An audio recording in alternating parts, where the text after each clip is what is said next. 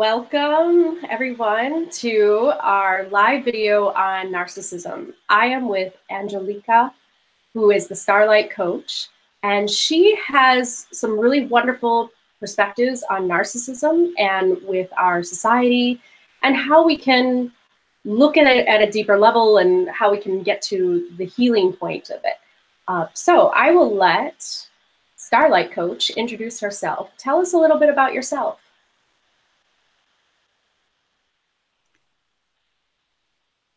Can you see me? Yes, I can see you. Okay, awesome. So my name is Angelica. I am a Starlight coach, as known on Facebook and other platforms. I focus mostly on astrology, but also ascension astrology, which is learning about the tools that we can use to heal during our ascension process. And part of my background is having a Palladian priestess like or wisdom keeper like background and affiliation. This also makes me kind of like a wise one or an angelic, some people would call it, but it's really dependent on your perspective.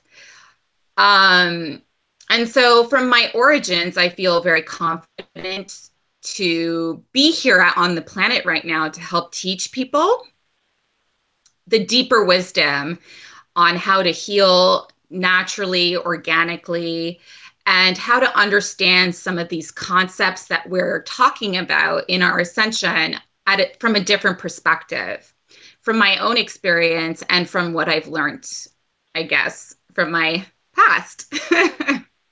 That's wonderful. And I actually met Starlight Coach in a Palladian group. And we connected because I also have a priestess path within some druid past life and also within the Pleiades as well. I've always kind of taken on that soul as a guide or a teacher. So I definitely resonate with the wise one soul type and the angelic. It's taken us probably many lifetimes to get to this point in which we are happy to assist, humanity and kind of bring forth some of the information that we can bring. So I was very happy to invite Starlight Coach to the White Council meetings because this is all about bringing forward all of the voices that are here to help heal people and to help them remember. Because really, what we're trying to do is help people remember who they really are and to empower them. And I think that Exactly. you have a really great message about empowering yourself and taking a look at narcissism and kind of really dissecting it and getting to the point of, what is it and how can we protect ourselves from it? Mm-hmm. Later on, we're going to discuss how can we heal ourselves from it if we do have it. So let's start off with what is your actual definition of narcissist personality disorder? For sure. I usually go by the book with this actual definition. And so NPD, which is what they call it, is, has certain characteristics to it. And generally, these characteristics are the following. So it has a grandiose sense of self-importance. Number two is preoccupied with fantasies or unlimited success, power, brilliance, beauty, or ideal love. Believes that he or she is special or unique. Requires excessive admiration. Has a very strong sense of entitlement. Is exploitive of others. Lacks empathy. Is often envious or jealous kind of thing.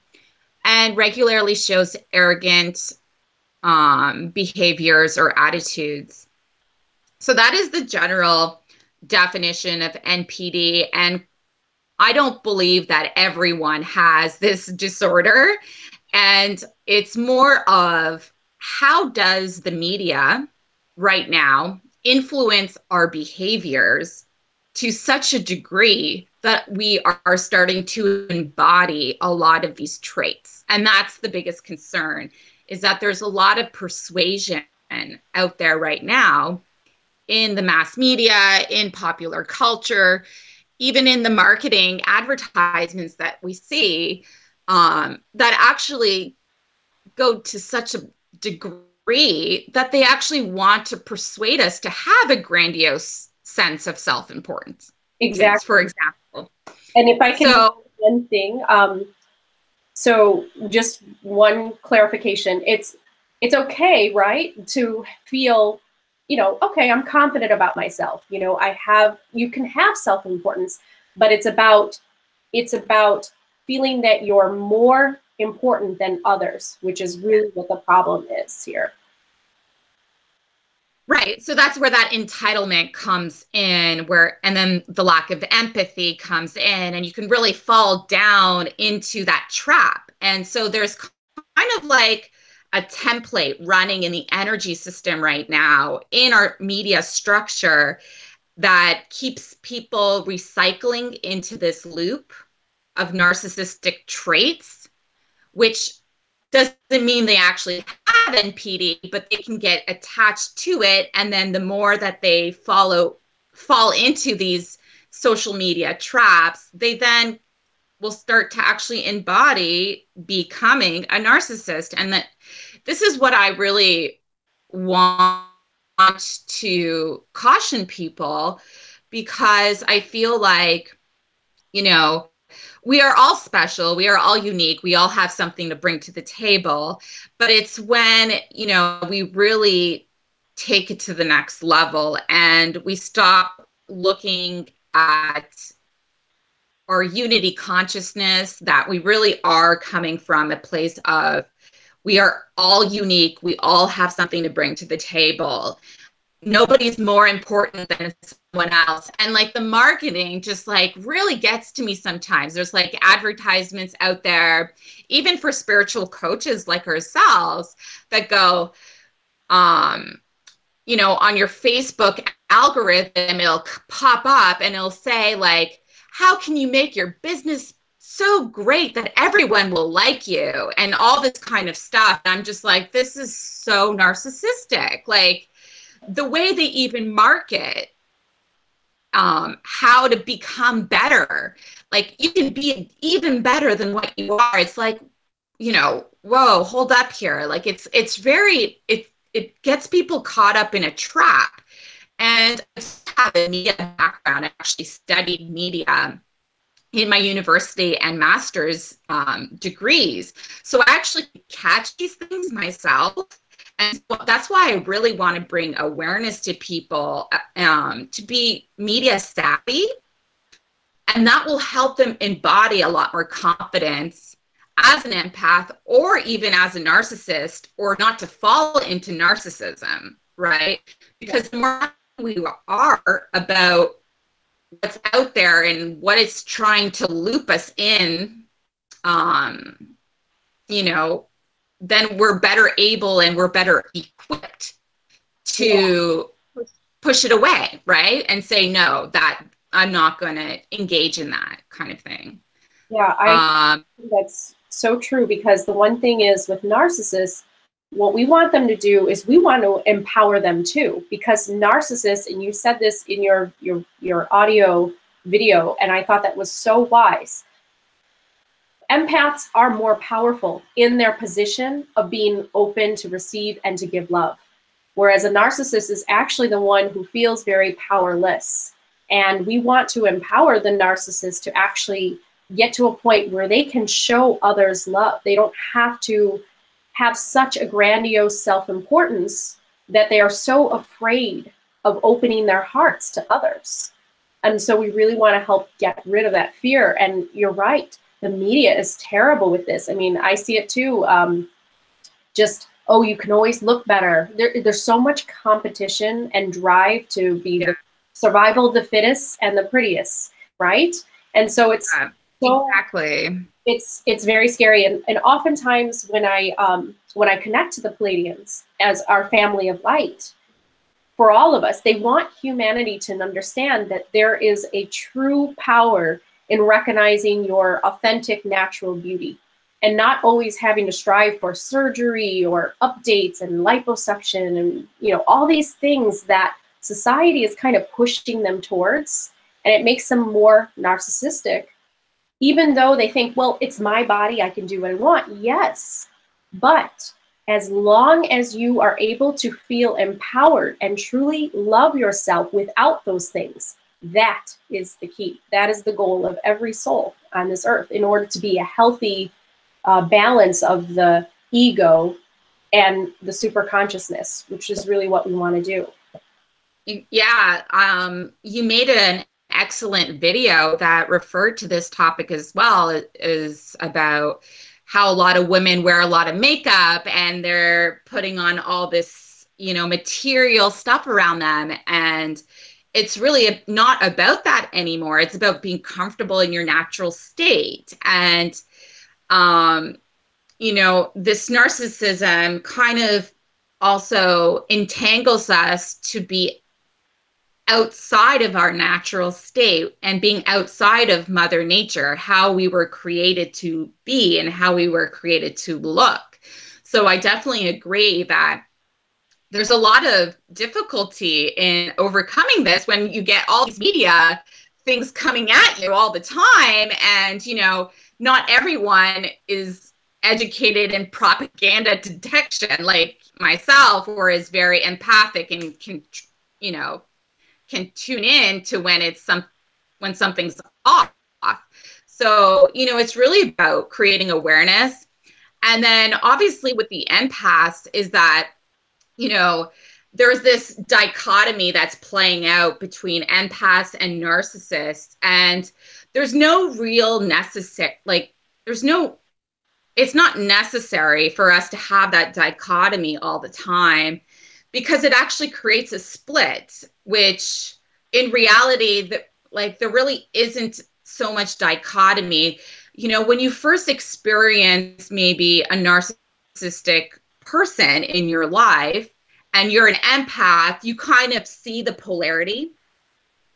But afterwards, you really learn that it's all coming from one source, and you overcome that dichotomy that's playing out, and you realize there really isn't all that much narcissism or narcissistic people out there that we may think. I do believe a lot of the people Uh-oh, we're losing. Let me see if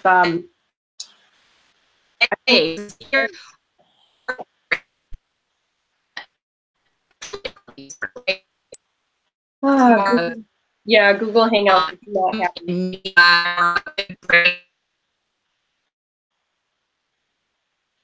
Oh.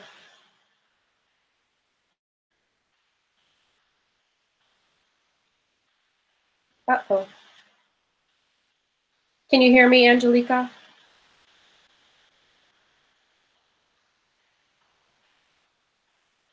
Oh boy, just lost you. Oh dear. Okay.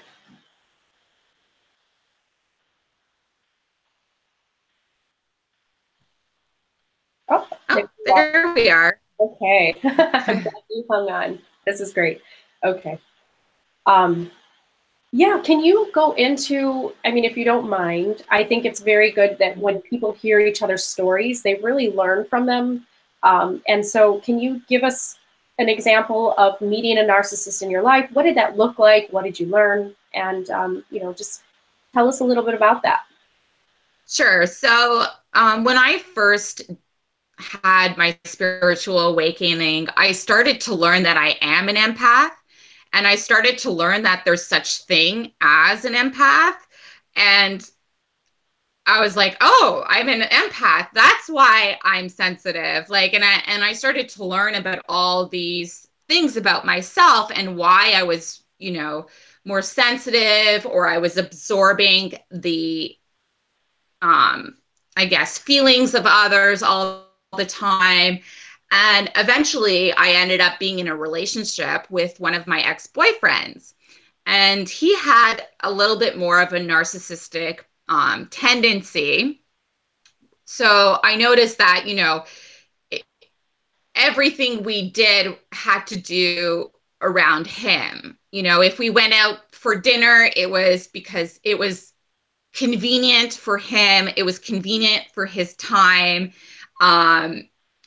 It wasn't about had the time for it, but it was more of, I have the time to do this, so we're going now. Otherwise, I'm not going to see you kind of behavior.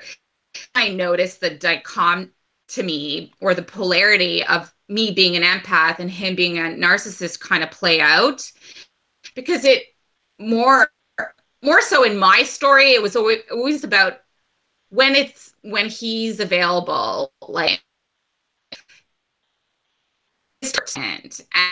and you know, he doesn't have time for other things this time. So, you know, it came to me, I'm going to allow this to continue or not. I learned to embody more of being an empath. I realized I actually empower, I actually have more awareness and have moral intelligence than narcissists themselves. And whether or not my ex-boyfriend was a narcissist or he was just displaying the disorder, you know, in that relationship with me, I really just feel that, you know, at that point, I was like, you know what? My time is important as well. And as soon as I stepped up into that role and I started to speak up for myself, that's when the relationship pretty much ended. Yes. So that, you know, yeah. That's when you kind of know that, okay, you were in an unhealthy relationship if it always had to go someone else's way. And, you know, it's not to put anyone down in my past experience. It's just to really bring up the essence of the duality that can play out between an empath and a narcissist. And first, you know, recognizing his traits and those triggers that I would fall. I was like always willing to help, always willing to go on his time, always willing to abide to what is convenient for him or what he wants to do, right? And it was really about harnessing back my own power and stepping into who I am and speaking up for myself. Okay. And as soon as I did that, that duality stopped playing out, right? And it's that simple, I think. If I can read a quote from Carl Jung, because exactly what you experienced, and I as well, when the meeting of two personalities is like the contact of two chemical substances. If there is any reaction, both are transformed. So whether you know it or not, he was also transformed from just meeting you as an empath. And sometimes when a narcissist meets an empath, it's too much. I actually had my narcissist say to me, "You're too spiritual, you're too emotional, you're too loving." Literally, they actually said those words because that was them coming up against their vulnerability within them, and he didn't know how to handle it. And because I was that to him, he was not ready for that. And that's when he left. And that's when I, you know, at first my world fell apart. But then when I started to look back on it and gain my strength, like you said, it is all about the empath coming to power. Because there is something that we need to talk about in the White Council meetings. A lot of people are awakening to their empathic abilities and nature as humanity, you know, moves towards the higher consciousness. And we have this awakening. People are unlocking that hidden potential within to feel out each other's energies, to telepathically understand one another. And what happens is that right now, because it's the beginning stages, people are just kind of identifying with the empath identity. And the second step to that is to, how can you cultivate those skills of being empathic, but then also be a strong person as well. You do not want to be a sensitive, I call it sensitive jellyfish. You know, you don't want to be receptive to all the pains and the sufferings of people in the world and you never having a voice. I think the narcissist echo Greek mythology myth was so brilliant, and it came from that collective source wanting to know itself more, right? So Yeah. the idea of echo, she becomes just an echo. She falls in love with Narcissus. He doesn't want her. He falls in love with his own reflection in the water and becomes a flower. And what does she do? She literally pines away for him and becomes nothing but an echo. She has no life any longer. She's just a beautiful nymph that just let herself go. And that's how I was at first. And then I gained a power. It's almost like empaths are right now having to continue what Echo did not do in that story. She did not become a strong nymph, you know, warrior, and was like, okay, well, if you don't want me, you don't know what you're missing, you know, and then moving on and saying, well, I wish you well, and then moving on to somebody else. And I think that empaths have to get to that point, because I know that I did, when you realize that you're sensitive, you understand other people's feelings, and you can read people very well, which that does not mean you have to sit there and suffer in silence and become just a echo of your own desires and your own, you know, your own wants without being really having those ever be met. And I think that that's the danger of an empath, is when they identify with being empathic, but they actually don't empower themselves. And I think that the narcissist can teach them that, although the narcissist is in their unconscious state, so they wouldn't know that they are teaching that. But the narcissist has something to learn too. The narcissist, usually they're attracted to empaths because the empaths can give them that love that they're seeking. And Freud had a really great explanation of narcissism. He called it the super ego. When the super ego gets too involved, because we have the id, we have the identity, the id, and then we have the ego, which is really just kind of what we collectively put as a mask that society forms for us. And narcissism is an ego ideal, he called it. And it's kind of connected to the super ego. And so when a person wants to just be their ego ideal, what ends up happening is they objectify other people around them. Well, how much love can I get from them?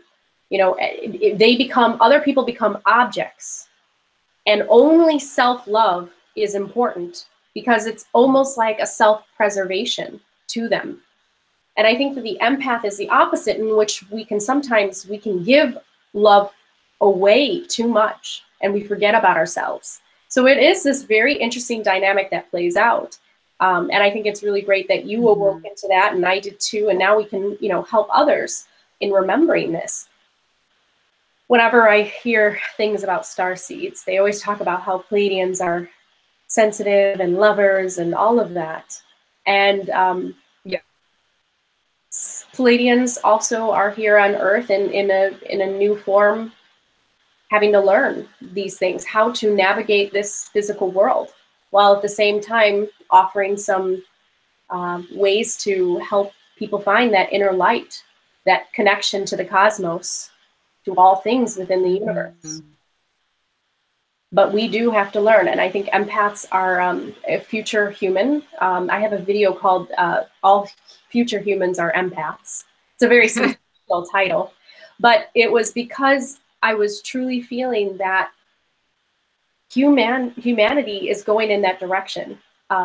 As the consciousness is shifting and the mind and awareness is expanding, people are becoming empaths. And there are going to be people who are going to resist that. And then they might fall into the narcissist category, which is interesting because you said a really great quote within your video. You said, half of the population is brainwashed and the other half of the population just wants to help. So we have the helpers trying to get people out of the brainwashing of the matrix, right? And then have the ones that are brainwashed. And so I think that that is really a great way of seeing it. And how do you think that we can go about trying to I have my theories, and I know that Carl Jung had his, but I would love to hear your perspective. How do you think we can go about helping those who are brainwashed with the social media, with, you know, everything that they see in the world? How can we help those who are either truly narcissists or are on the road to becoming narcissists, where they forget how to connect to others and they're really seeking for self-preservation all the time? How do you think we can get to the point of healing them? Well, that's a big question, and I'm sure there's a lot of people who have written a lot of stuff about it. But I think from a media perspective, number one is really to become media savvy, knowing when, you know, sexual objectification happens, knowing when, you know, there's an advertisement out there that is just playing out on your weaknesses or on your fears of not being good enough, of not having enough success, of not being in power. Another big issue is, you know, there's the social media platforms that people really look for, you know, admiration. They want the likes, right, on Facebook. And there's actually a new algorithm that Facebook is going to put out that is only going to show people's, I guess, information or dialogue that gets a lot of likes, which is another issue that is now, I know, it is sad. And it's really about knowing that this is happening and that even the platforms that we use can divert our attention to information that is positive, or rather than is excessively admired. You know, I've even made little tests in my past where, you know, I posted pictures of myself looking really pretty with a lot of makeup that would get a ton of likes. And then I post, you know, something intelligent about the world, about something in the economy or something that's happening, and I maybe get 3 likes. Mm-hmm. So, you know, I do notice a big difference between, you know, even displaying narcissistic behaviors myself and getting likes versus not. About knowing that is happening, and to get that awareness in when you're watching television, when you're watching advertising, when, you know, there's a whole bunch of commercials coming, what are they actually selling you? So there's that. The second thing is fear. I think a lot of narcissistic tendencies come at a baseline of being in a state of fear. And it's really about overcoming our fears. And it doesn't actually matter if you're an empath or a narcissist or you're somebody else in between. It's really about overcoming our own fears at this time as well. Our fears of speaking for ourselves, fears of rejection, fears of being denied by others or being accepted by others. It's all based on fear in reality. The narcissistic personality disorder, it's really based on a fear of, you know, fear of not being admired, of not being accepted, of having to fit in or anything like that. So when we heal the base of our fears within ourselves, we can then overcome these challenges and like foresee when they come into our energy field. It's very And then the third one is the empath really coming into their power, is knowing that what I do as an empath and as an intuitive really have learned that how to distinguish my own feelings and emotions versus when I come into, oh, this is someone else's feelings that I've tuned into. Mm-hmm. It's really about saying, okay, that's their feelings that I'm feeling right now, and not allowing that to overwhelm you, and actually using that as an empowerment, like I'm now. So, you know, and that requires a certain level of empaths. When you really can embody a little bit of compassion for yourself, you can really distinguish feelings versus another person's feelings. And that really gives you a lot more power to how to maneuver when these kind of issues come up, and not to display yourself. So when I was first learning about being an empath, and actually that was the first time even why I was so sensitive, was, oh, I'm actually tuning into other people's stuff. I was like, okay, how do I work with this? So as soon as I did that, I no longer, had the same behavioral, I guess, responses, because I would be like, oh, that's how they're feeling. Okay. And that requires compassion, understanding like where this integrity, because you use the gift, because empathy is actually a gift, right? And it's not something we should be, using against another person, but actually using it as a tool for deeper compassion and understanding where people come from. So as soon as I did that and started to empower myself as being an empath, that dichotomy or the polarity between an empath and a narcissist kind of dissipates. I think that's the word. So it kind of just goes away, and you realize, that somebody in your field or in your energy that has a lot of fear starts to then display these behaviors, and you're actually tuning into their fear. And then that's where I get really compassionate. And it's not that I'm overexerting myself, because I assert healthy boundaries now a lot. And that's another important thing for empaths to empower themselves, is to have healthy boundaries about, what's my stuff and what's your stuff that I'm tuning into. But it's also about compassion, I think. I totally agree. And empaths can definitely help with that. And once we show compassion to, even the narcissists of the world, and we really help them see, hey, there's nothing to fear. There really, truly isn't. Yeah.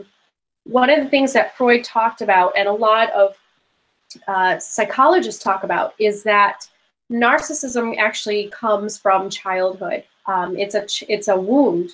And it really never, ever really gets filled unless the person in their adulthood takes a look at themselves.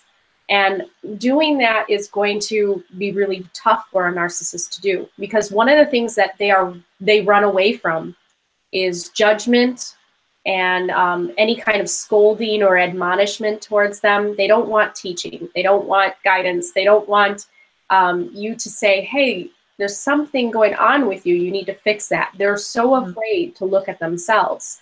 Part of it can be a very overbearing childhood, I learned.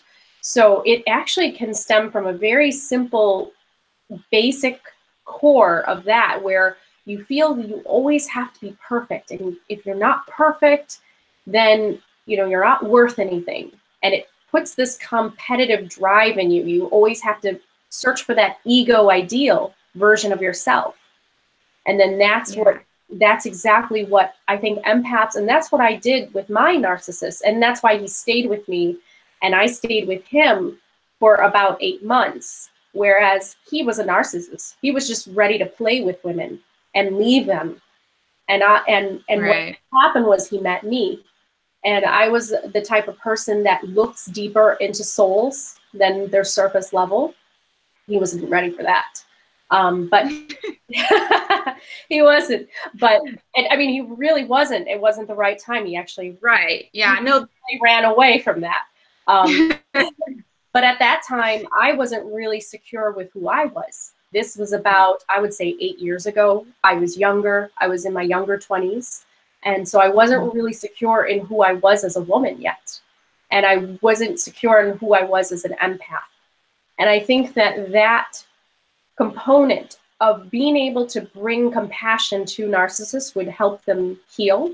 I'm not saying that we should have an army of empaths go out and heal narcissists, but I think what I think needs to happen is that, anybody who kind of stumbles upon this video or starts hearing, because it's in the collective now, there is a lot about narcissism versus empaths. And I don't want it to divide people. You were very, very compassionate in your explanation of that. And that's kind of where I am too, is that my channel is all about getting rid of that division, really coming together and kind of unifying everything. Not so that we're all the same. I like diversity, but so that we are spiritually understanding one another.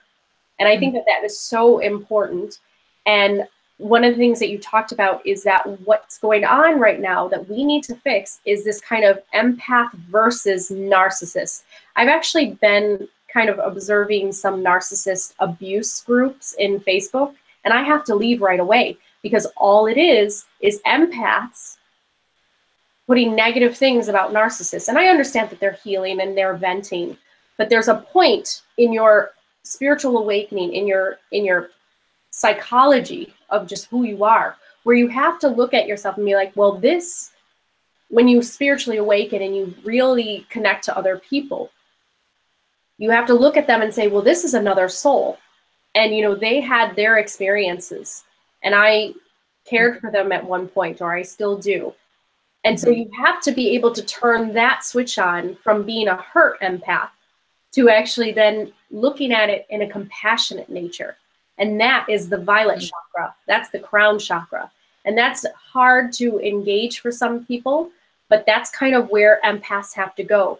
They have to become this beacon of light, of crown chakra consciousness, Christ conscious chakra consciousness, in which they can show that compassionate nature to the narcissists of the world and allow them to feel like it's okay to show and be vulnerable and be who you really are, and to not try to strive for this ego ideal as Freud talked about. And I think that healing narcissism is going to be with shadow work. People who are narcissists, they're going to have to force themselves to look deep within and look at why do they do the things that they do? Why do they constantly check, social media to see if they are liked or not? Why do they, the term F-boys and, that kind of idea? Why do they become playboys or playgirls in society, where they jump from one woman to a woman or one man to a man because they're so afraid of that intimacy with another? That is a very telltale sign of a narcissist. They are not able to stay in a committed relationship. And Freud had a really beautiful thing that he said. He said that the goal is to be a healthy person, is to be able to love yourself without feeling abandonment or depleting in your energy of giving love to others. And narcissists are so afraid that they're going to lose love for themselves that they don't want to show it to others. So they hop from one relationship to another. And Freud said that that's not a way to feel a fulfilling kind of love. And so it hurts them. They deal with all of these issues on a subconscious level, and they're really not getting a fulfilling type of relationship that leads them to a deeper, everlasting love.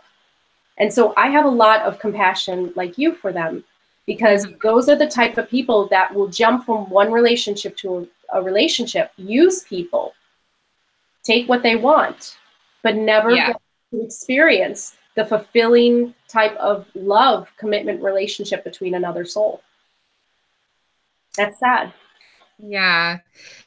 It is a little bit sad. And I do feel, and that's why I feel strong that there's a need for compassion. And especially your empathy and your gifts as an empath, like it is a gift, almost like a talent, and it's actually out there in psychology. There are empaths, they exist. So it's not something we're making up. It exists. People are empaths, and the more you learn about it, the less likely you're going to have I guess, like resistant to understanding another person on where they're developing on their ascension, their soul path, or their growth, right? So when I first awakened, I didn't know what empathy was, but now I do. And I know, and again, this is where I'm getting compassionate. And again, you know, I understand there are people who are just awake. They're just learning about empathy now. But I think there's like an involvement already that point where we're at a state that our collective consciousness is aware that there is this empath and we are empowered and we are to those around us. And there are narcissists out there, but not everyone is narcissistic. And a lot of it is just the media playing out. And I think it's just more about being aware of, you know, how things can affect our social psychology, how things can affect our social environment, our networks, our platforms, how we communicate. And all of that is just needs to be revised. And we always have to have, I guess, like a third eye perspective on it, like always being like, you know, not to a degree that we're like super cautious, but to a degree that we're aware, okay, there are these narcissistic tendencies that play out in the media. Not everyone is a narcissist. Just because so-and-so did this to me doesn't mean they're a narcissist, okay? And I'm going to just walk into my power and take the actions that I need to take to set healthy boundaries for myself. And then, and, you know, like you said, if someone getting a lot of evidence from it, so that's great. And you know that, so I'm just hoping that we're of service somehow to help guide people to a deeper awareness and for healing, right? As we're talking, that's how I look at it. No, I completely agree. One of the things that we can always tell the difference between a narcissist person and somebody who just is at the moment in the phase in their life, they're kind of showing self-importance. The difference, and you hit it on the head, and I think that it's great to identify it, is that within a relationship with them, they will constantly put their needs above yours. You will not have a say in the matter. My narcissist actually, and I was so young at that time, and I was not quite awakened into my power yet. My narcissist would have me constantly get ready for dates, and he would push them off, and he would break them off because he had work, and then what I found out later on was actually he was just on a date with someone else, but he kept me around in that way over and over and over because I was feeding him the love and the energy that I was, you know, able to give him. But at the same time, he was not willing to make time for me. The only time that he made for me was when it was convenient for him, when he didn't have work, when, you know, there was no type of sacrifice at all. Relationships are a compromise. They're a sacrifice. And you have to be able to give and you have to be able to receive. And so that's the whole thing is narcissists are incapable of compromise in a relationship. And I think that that is a way to actually truly identify them. And they can be a parent, and they can be a lover, they can be a roommate, they can be anyone in your life. So it's very important that we, like you said, not everybody is a narcissist. And I think that it's kind of unhealthy that people are kind of throwing that word around a bit, because it is a very hurtful word.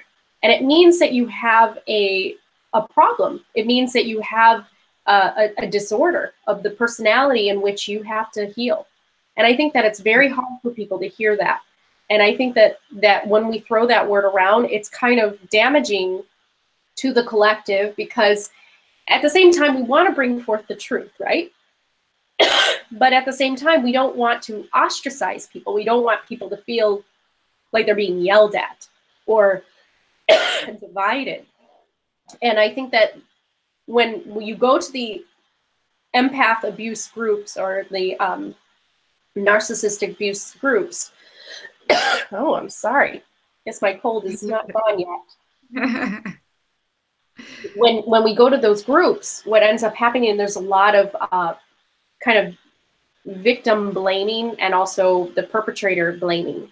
And we want to get rid of that duality. We want people to see each other as souls that are having their own spiritual experiences, their own journeys.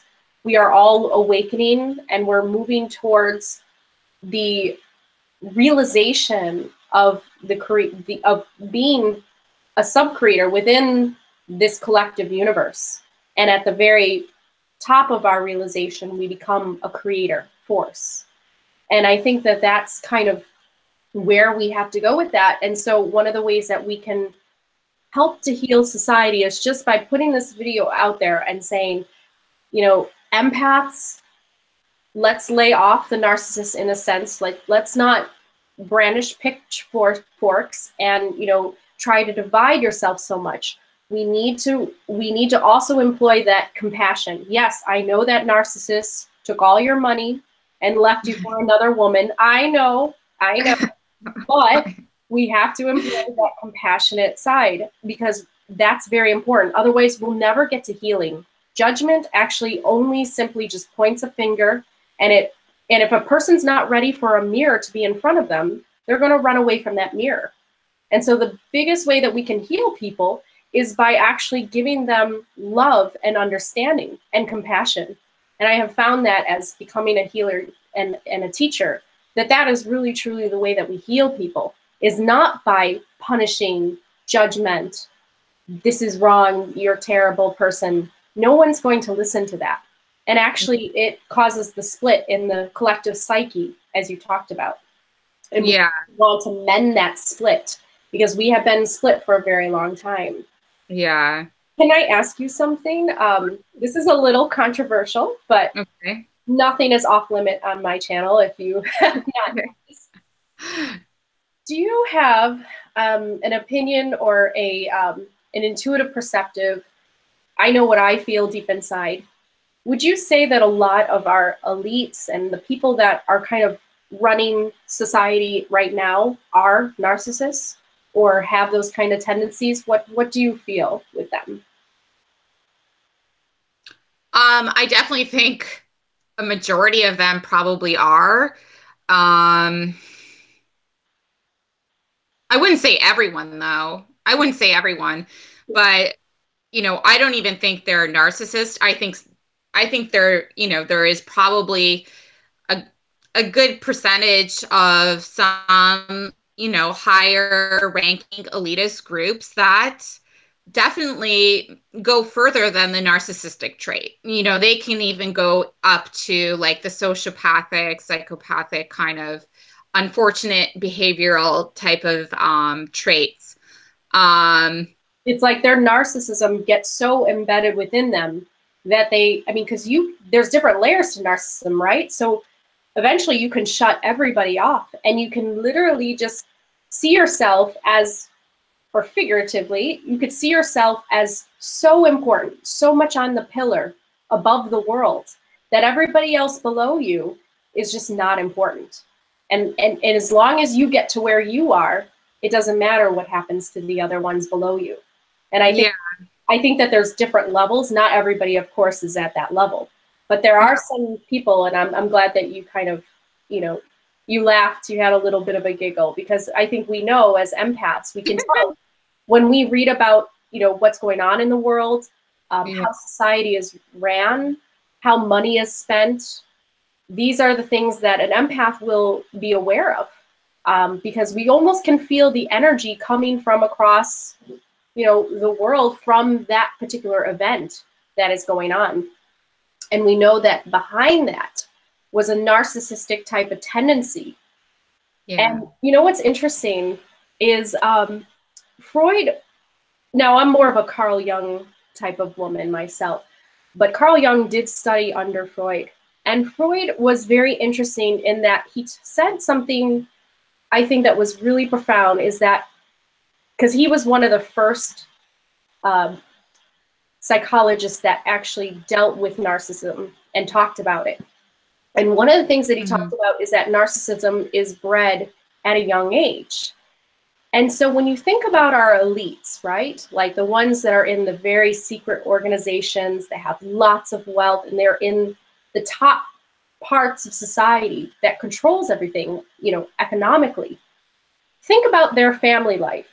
Think about their childhood, how much pressure they had coming from a bloodline that considers themselves royal, or, you know, considers themselves to be better or elitist over the masses. So I think that if we can try to also heal those narcissists within society that are in the places of power, we have a very good chance of bringing to light a lot of truth about how our world is ran, and also maybe to help those that are kind of stuck in that cycle. And, you know, it is sad because, like you said, there's a level of becoming almost like a sociopath and a psychopath that can be reached. It's like when you get so far away from source and you really just completely divide yourself from others, and you lose that unification, that unity consciousness with others. You're so far gone. But I always, like Tolkien said, I always do believe that there's always hope. And so with us bringing forth, you know, this and talking about it, I think that we can help maybe people look at themselves. I know that I've taken a look at myself. And one of the things that I think will help us all heal is by developing self-awareness and not being afraid of what we find. And I'm kind of an eternal optimist. I believe that every time we find something that we want to work on, and I wasn't always like this, but I definitely believed in a positive outcome in my life. I always believe that we never lose, right? When we're learning, we never. And I think people need to see it that way, that there's a beauty and there's a fulfillment in learning and growth. And so we shouldn't be afraid of looking at some of the things that maybe need some work. You know, maybe we have a few flaws, some personality issues that we can look at on a deeper level, and then we can heal to move on to our higher versions of ourselves. And I think that in our true higher versions of ourselves, not the ego ideal, but actually really applying, becoming a real loving being. And I know you as a Pleiadian, you probably agree with me on this. My idea about creation is love. So when people embody the full embodiment of being love, giving love, being okay to feel that you are free enough to give others love and you're not losing love within yourself because you are an infinite source of love. I believe that that is the highest place of consciousness that a human being could be at. For sure. I definitely agree. And you spoke about it so lovely. And it's really going back into embodying that compassion and understanding when we see that energy and we're like, wow, like this has gotten so dualistic away from prime creator, from divine source, that you can actually see, like, no matter what someone's gone through or what they've done, you kind of see past that and you see the energy that they're bringing in from what their past situation was like, what created them to be in that place. Yes, yes. And you see the situation from a different angle. You see it from a different perspective, and you then can embody a lot more compassion. And it's not to give our power away as an empath. It's actually empowering for us to be able to, you know, analyze things from different angles. And I think it's really important to do that, for sure. And love is truly the creator force of all of us here and embodying love for everyone, no matter how distant they have gotten.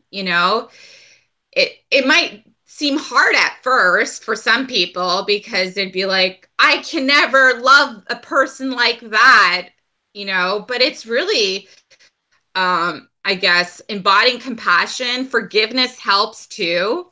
Yeah. People talk about forgiveness all the time, but forgiveness helps. When your ex-boyfriend ran away and stole all your money, and well, that happened, but you can forgive them, and you can release that attachment to hold on to judgment and blame, and then fall into the victim perpetrator dichotomy or duality.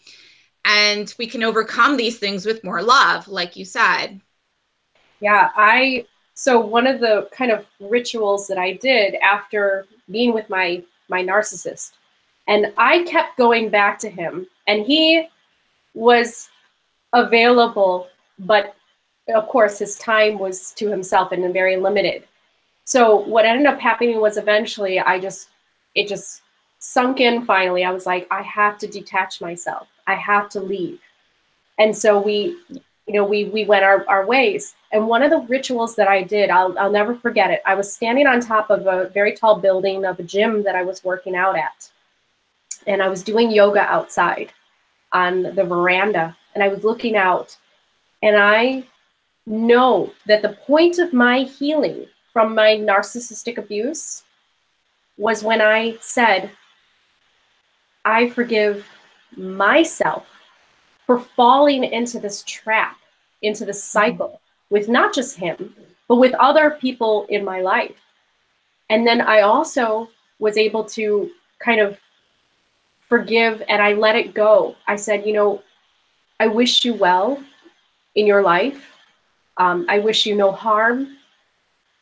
And I know that you're not at the place of love where I am. And you're not ready to express and to experience the level of love that I am. And I let you go. And I wish you the best. And it was interesting because it was very difficult. We kept running into each other. So the universe was testing me. On the street, we would run into each other, or at a party, we would run into each other.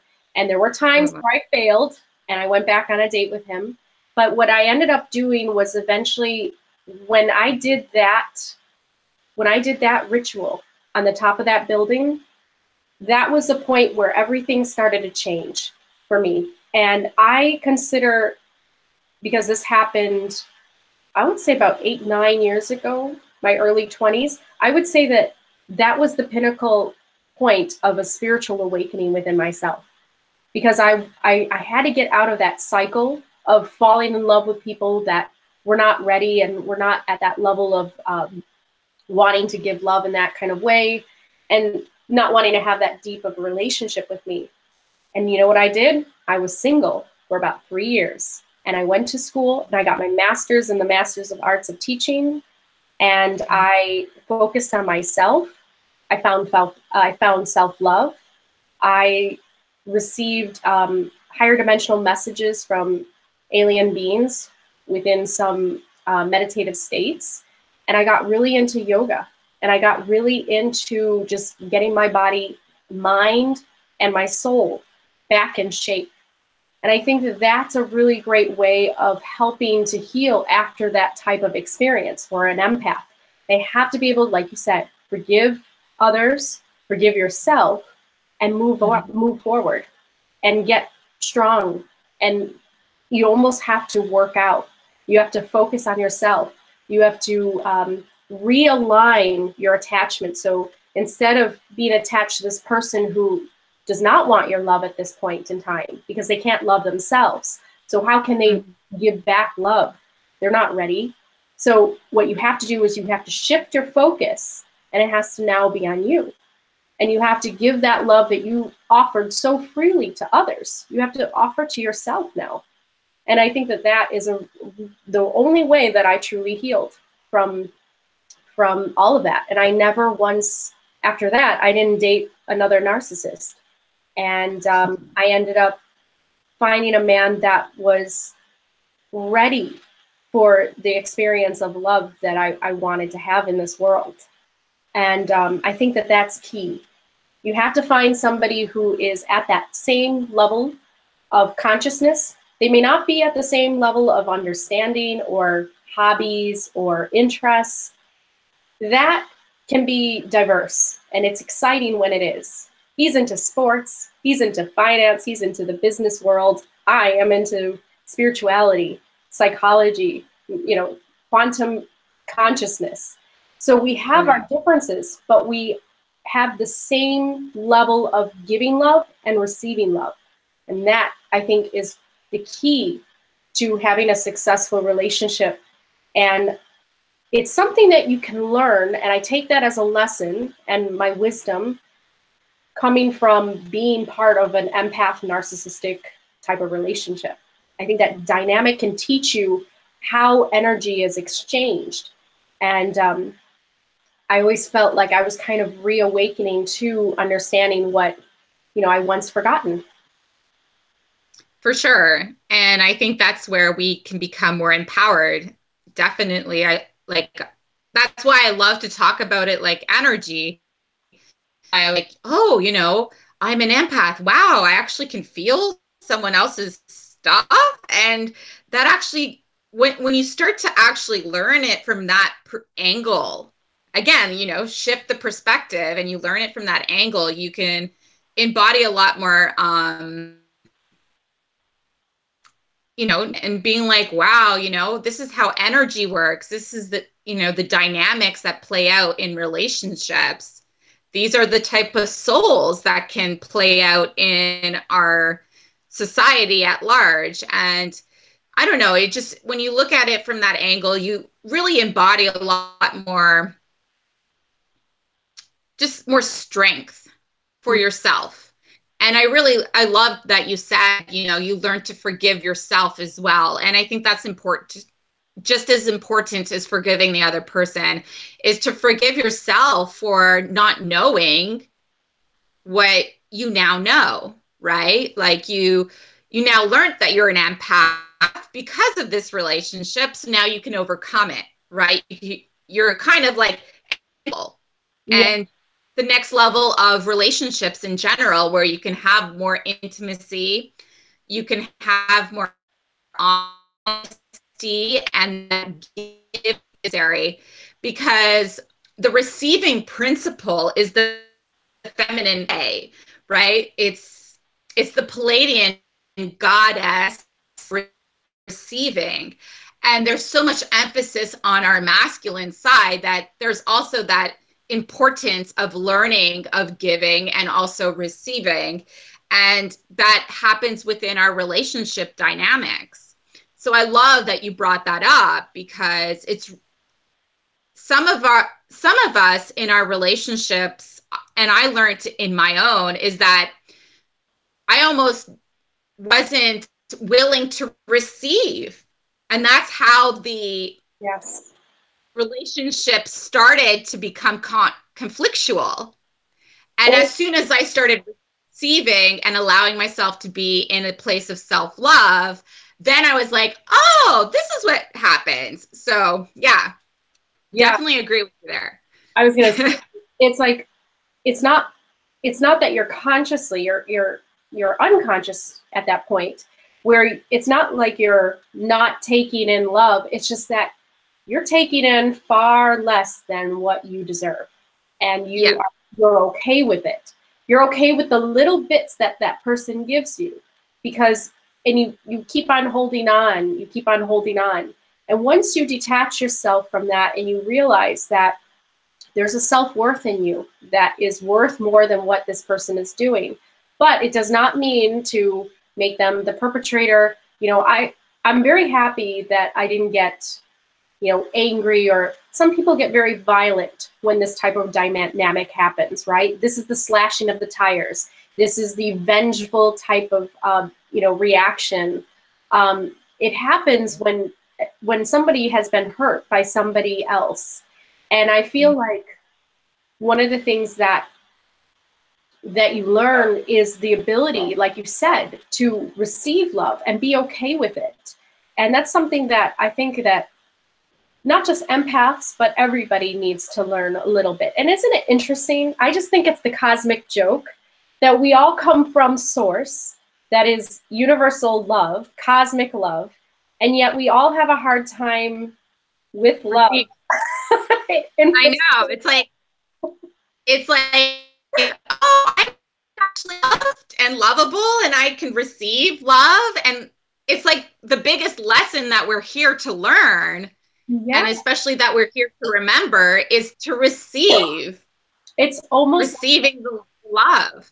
Yeah, it's almost like I spend many times just thinking about this, the deeper reality of collective consciousness and the universal consciousness that we all come from. And Tolkien, I don't know if you have read the Silmarillion or the Lord of the Rings, but Tolkien had a really great kind of explanation of Eru Iluvatar, which is kind of the one consciousness that we all stem from. Everything else comes from. And I at times I like to think about that, and I'm just like, are we on a personal journey to just experience ourselves as love? And so what we end up doing is we come across all these obstacles within our life. Everything, every theme in our life seems to be centered around love. How to get it, how to keep it, how to receive it, how to experience it, how to express it in poems and songs. Everything is about love. That is why I know with 100%, confidence within my heart, and I try to teach it to others, is that we come from love.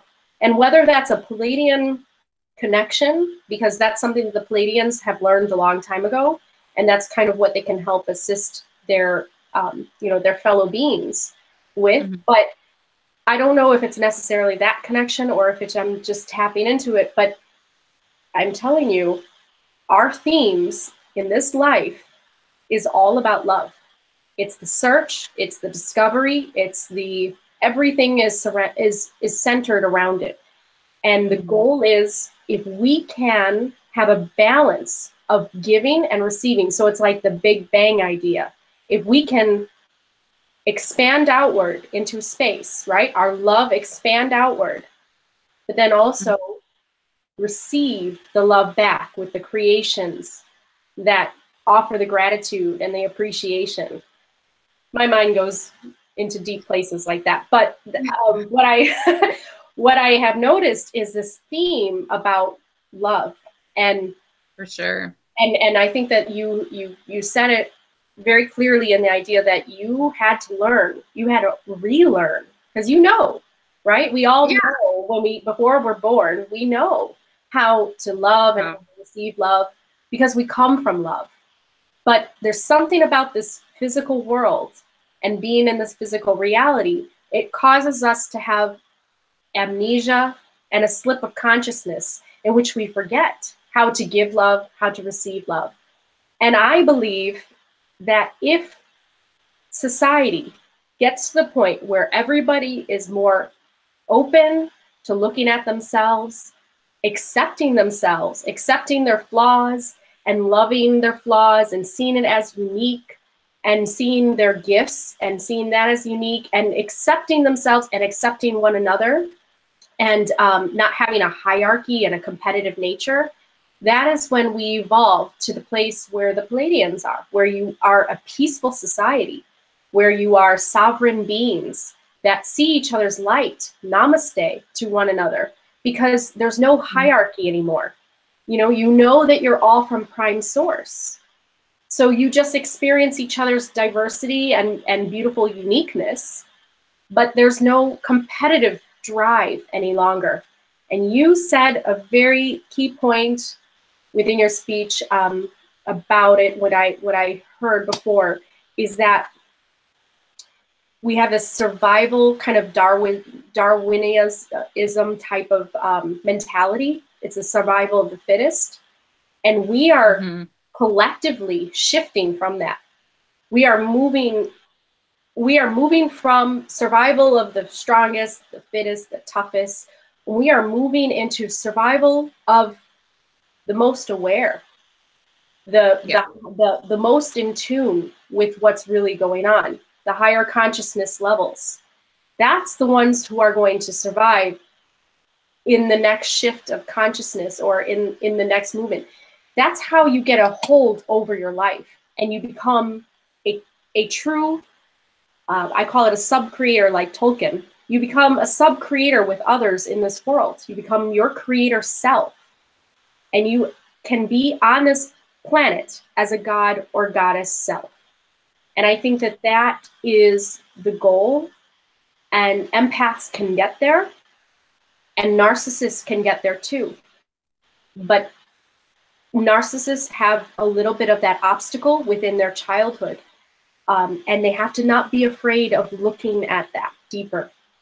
And I think that it's just really, I think, a really great way of looking at social media, as you put it, in the idea that we need to be aware, what is it in this society that distracts us from that consciousness shift? Because we have that polarization, right? So so if everything was always harmonious, we would have no growth. So on this earth, we have things that are going to impede our growth, distract us a little bit, tempt us a little bit, play the part of the devil. That's what the devil was. It was simply just that part that was just going to distract us from knowing the truth. And what's knowing the truth is knowing who we really are, what we are really connected to, how powerful we really are. And I think that that's where people have to get to. And we can get there if we are aware of the temptations within social media. And I, on my channel, I don't know if you've seen these videos, but I have a lot of videos about the temptation of not only social media, but technology, and how technology can kind of cause a disconnect to other souls. So it's this new type of, it's like a new type of obstacle being thrown in as we're entering into, you know, the new age. Yeah. And so we have this obstacle now. Now we have a computer in front of us. Now we have robots and artificial intelligence.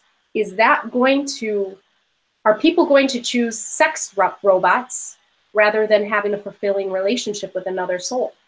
So this is the temptation that we're in right now.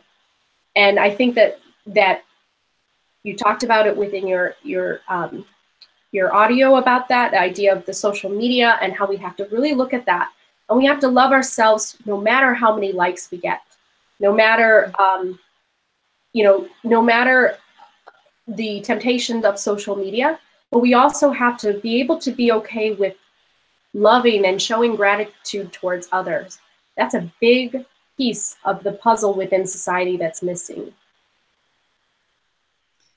Yeah, there's so much for us to collectively shift out of, these dualities that exist, and then we have these temptations and tests, and it's almost like energy fields that kind of run through to try to recycle us into these lower levels. But I think we're at a point where we're really getting like a shift to recycle into higher levels. And so, like you said, the people who are actually going to be the survival of the fittest at this point are the ones that are going to be the most conscious, the most self-aware, the most evolved in their space of love, right? And gratitude and understanding how we all come from one divine source and that we are all love. And, people talk about this in so many different ways, but I think that is where we're headed. I think that's where society is going. And we have these obstacles that are going to come up, the technology that is going to come up, and they're going to be like temptations. That's how I see it. That's how I see it. And that's why I just caution people about, the marketing that they see or the programming that they see. Those are all temptations, and we can either feed that system or we can step back and be more self-aware and say, no, I don't want to feed that energy. And the more of us that become more self-aware and step back and become conscious of these things playing out, the higher the collective consciousness will go. Absolutely. So when a few of us rise, all of us rise, because we're moving together. And it is an individual journey. Everybody will experience something different from their perspective. And what we want to do is we want to help those who are suffering, right? Like they're like, well, why do I feel so bad within? Why am I so depressed? Why am I this? Which we once were at one point. You do not get to become a healer until you have become wounded and have learned the secrets or the wisdom for healing yourself. And then you discover the truth of how to, you know, help heal others that are also hurting as you once did. And I think that you are so right, my sister, on the idea that our consciousness shift is happening, and it is so exciting. I want to be a voice and a kind of a representative on YouTube for otherkins, and to give a practical type of application towards being an otherkin soul. And I think that that's a real testament to our times. A lot of people look at otherkin things and they're like, oh, it's just crazy. People are dressing up and wearing a tail, and oh, she thinks she's an elf and all this. But what I think is happening is it's part of that consciousness shift where we're becoming more self-aware. And because we're becoming more self-aware, we're allowing more archetype and soul types to come into our being. Like you said, like how you kind of identify with a mystic angel, wise one soul type. I think Doreen Virtue was very helpful in this. And I know that she took a different path, but she was kind of the first pioneer of bringing forth the idea of the different soul types. And I think that that was so great because it allowed people not to divide themselves so much, but to find themselves.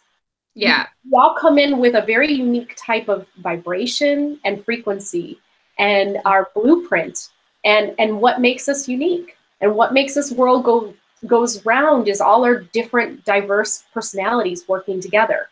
And I think that Doreen Virtue did a great service to bringing that forward. And I think that that is this example of this consciousness shift that you're talking about. So we are in some exciting times, and it's going to be a very interesting ride. I don't think that things are going to move very fast, but they feel kind of fast to us. It might feel a little fast, but I feel like things have kind of been slowly but subtly moving in a spiral kind of motion. And getting to our higher awareness as a society, as a whole society. Because right now we have individuals that are awakened and are ready to look at themselves. What can they work on? What can they bring to service more in the world? What are their gifts? What have they created themselves to be in this world, a part of? What are their roles that they have decided to take? But then you have others that aren't really at that level, and they're like, what is going on? I just want to work, and I want to get paid, and I want to have my house, and I want to have my family, and that's it. And they're just in the matrix, but that's okay. Yeah, exactly. That they're kind of stuck in that physical matrix, that physical reality. And so what we're doing is it's like the Gnostic idea of like peering over the world and looking at the veil. It's the apocalypse.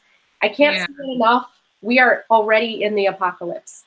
Yes. And the Greek meaning of the veil is being lifted, not in the end of the world, but in that it's a change. It's a new beginning.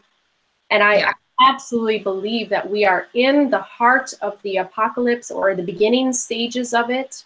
And I think, I'm not religious, but I'm very spiritual, and I understand religious kind of nature in a kind of esoteric kind of way. And I know that those people in the past were able to tap into that consciousness shift that we're talking about today. Yes. And that's what the apocalypse really is. It's not the angels coming from the sky to lift everybody up. It's No. consciousness is going to lift everybody up. And the angels Exactly. in the sky it's a symbolism. It also could be the allies that are, in our universe, but they're not going to save us. And I try to tell people this on my channel and within my other page that I have about the Pleiadian wisdom. Pleiadians will not save humanity. This is a No. journey for humans. This is a journey into our discovery, into joining with and merging with the Pleiadian consciousness. They are representatives. They are kind of a pathway that we can go. And that's what Billy Meyer was tapping into in 1975. And I think that that's where we are heading towards. Not all of us will choose that path, and that's totally fine. This universe is diverse, so we need lots of different souls.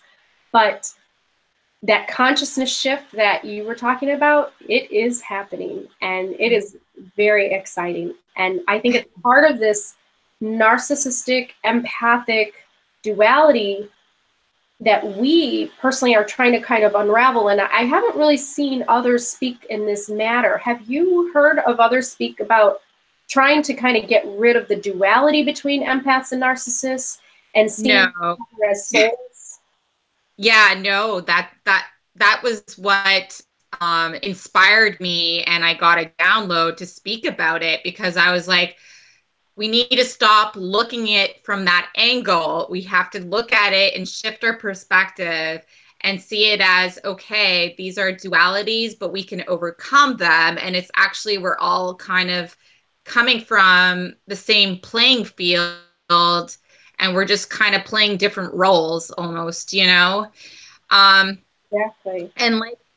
And we're evolving our consciousness. Our consciousness is, starting to remember all aspects of our soul identity.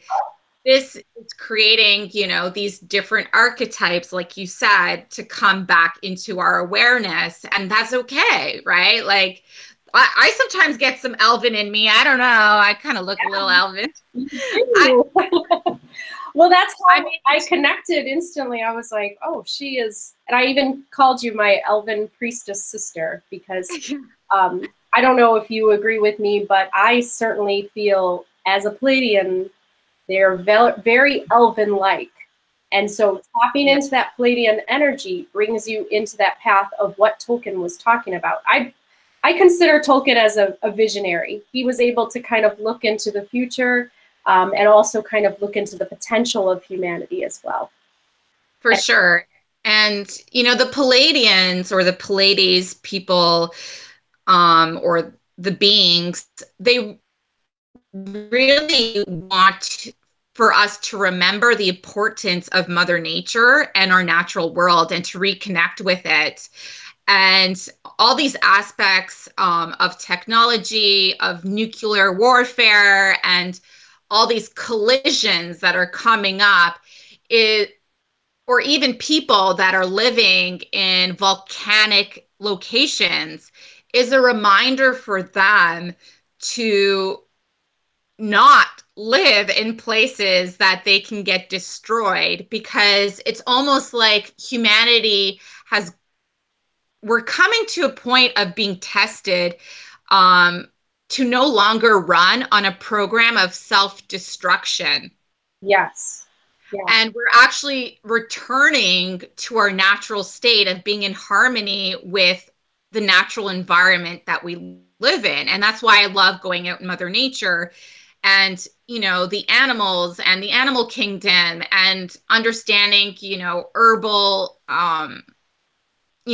essences and all of that kind of stuff is really key, because we're tuning back into our natural state of being in unison with the earth. And the Pleiadians really teach about that and the importance of that. And I think that's kind of what they're kind of helping us go towards. And I think that's why they're not here to save us. They're here to remind us of that. Exactly. And reconnect with nature. And when we reconnect with nature, it's not just about loving the grass and the trees and the birds and all of that. Yes, it's beautiful. But there's a very important part of doing it. It connects us to the source of where we come from. Nature, to me, is love, because nature is a neutral source that just gives. I mean, look at trees, they give air. Nature simply exists as a form. It's to me, it's like the closest to the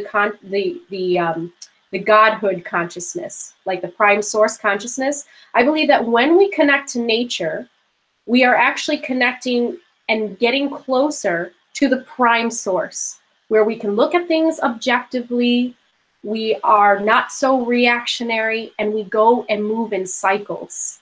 And we understand, I mean, trees to me are such wise type of sentient energy, you know, and so when we are connected to nature itself, we become wiser. We become more in touch with where we originally came from. And I think that that is why I call upon it so much within my channel. And I really want to connect the elven energy and bring that forward into people more. Because when they embody the elven energy, and you know, ears are optional. Ears develop because you have hypersensitivity and your ears start to pick up sound over evolutionary time. But what really is going on is humanity, we have half of humanity that is kind of going towards more like the technology and advanced industrialization and factorization. And then you have the other half that is trying to reconnect to nature and organic. And what's going to happen in the future, and what the Pleiadians have done very well, is a nice balance. They have advanced technology, they have science that would be regarded as magic today, and they also have nature, and they coexist with nature, and they love animals, and they treat animals all as sentiment aware creatures. And I think that that is the balance which humanity is searching for and is reaching. So we kind of represent the nature aspect, and that's the Pleiadian energy, is the nature aspect. And then there's other types of beings and other humans that are going to represent the not nature aspect, the man-made, the material world, you know, all of that. Not the organic material world, but the man-made, the constructed, the metal, you know, all of that. Because really, what is technology? It's combining the elements from nature. I mean, nothing on this earth has ever been made without nature first, as the elements, the prime elements used to create a rocket that will take you to Mars. Exactly. Humans have to get to that point where they're reconnecting to that. And that's why the Native American spirituality is very connected to the Pleiades, and the Pleiades, you know, the Native Americans, the Cherokee, all of those, the Hopi Indians, they all talked about how the star people, and that they originated from the Pleiades. Well, why? Because they had that sense of nature connection and that appreciation, that gratitude. And that's why they connected to the Pleiadians. And I think that that's where we are going, is we're trying to reach that bridge of connection and understanding. And so we have the transhumanists, who are all about cyborg and computers and all that technology. And then you have the naturalists, who are, you know, having organic farming and are living off the grid and are getting away from technology. And it's going to meet somewhere in the middle in the future. At least that is my hope, and that is my goal. I hope so too. My battery's about to run out, so I don't want to end this discussion and just disappear. Well, I really appreciated you coming on, and it was just so wonderful to have your voice within the council. And I just really hope that people take a look at your website and some more things that you have to offer. You have a really great, straightforward approach that I really appreciate. And I think that it has real life application. And that's what I'm really after, is we've had this new age kind of spirituality for a while now. And now it's time to apply all that we have remembered, all that we have gained information from or with, and then put it into our actual society and change society. And yeah, I'm going to put a little bit of an astrological end to it, but Uranus transitioned into Taurus, which is an earth sign. And so the planet of change and sudden change and movement in a really grounded energy, which is going to stay for at least 7 to 9 years, is what is really pushing us this year to have that practicality in what we do. Yeah, Taurus is very practical. So yes, there's that astrological spin too on all of this. That's great. No, I love that. And maybe I'll have you on to talk more about astrology, because For sure. we elves love the stars. Yeah, for sure. Well, so wonderful to have you. Thank you for inviting me. It's been a pleasure. Namaste. Thank you so much. Namaste. And I will hopefully talk to you very soon. Thanks so much, everybody, for joining in today. Please check out Starlight Coaching, and let me know if you have any questions down below. Our group chat is not working, unfortunately, so I have no live feed, but I would love to hear your questions, your comments. Let's have a discussion together. Peace, love, light, and unity to you all. Thank you.